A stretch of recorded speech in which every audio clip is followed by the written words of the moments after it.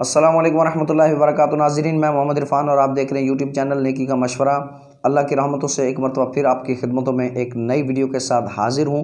اور ناظرین، آج کی اس ویڈیو میں آپ کو بتانے جا رہا ہوں قرآن پاک کی ایک سورت کی آخری 3 آیات کی برکتیں۔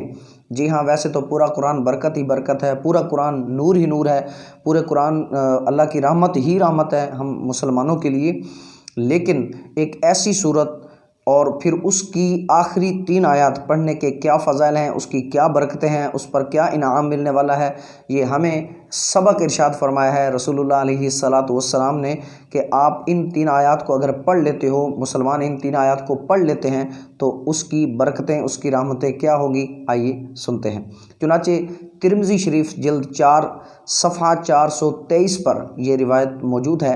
حضرت سیدنا معقل بن یسار رضی اللہ تعالی عنہ سے مروی ہے، نبی کریم رؤوف الرحیم صلی اللہ علیہ وآلہ وسلم نے ارشاد فرمایا، جو شخص صبحوں کے وقت 3 بار اعوذ باللہ السمیع العلیم من الشیطان الرجیم کہے اور سورہ حشر کی آخری 3 آیات پڑھے تو اللہ تعالیٰ اس کے لیے 70,000 فرشتے مقرر کر دیتا ہے جو شام تک اس کے لیے دعائے رحمت کرتے ہیں۔ سبحان اللہ۔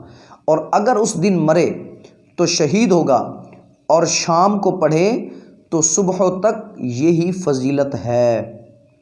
ناظرین، ہم قرآن تو پڑھتے ہی ہیں، تو جہاں ہم اللہ نے توفیق دی 1 پارہ پڑھتے ہیں، جہاں اللہ نے توفیق دی آدھا پارہ پڑھتے ہیں، 1 رکوع پڑھتے ہیں، 5 لائنیں پڑھتے ہیں، 2 لائنیں پڑھتے ہیں، تو وہاں 3 لائنیں یہ بھی ایڈ کر لیں۔